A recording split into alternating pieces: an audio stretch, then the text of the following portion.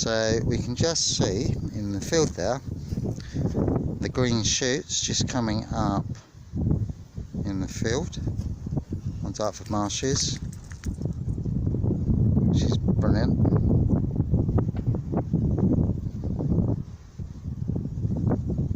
Just see them popping up. That's within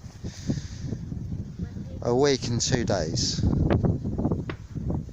That's the barrier there in the distance.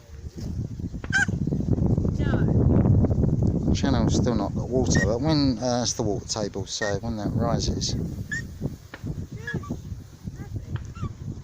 the water table will come up and fill that up. NatureRocks.com. Murphy's quite pleased about that. So I just pan across one more time, so you can just see the green shoots coming up. Leave it alone. In the field. So we'll keep an eye on that for you, and keep a diary of its recovery.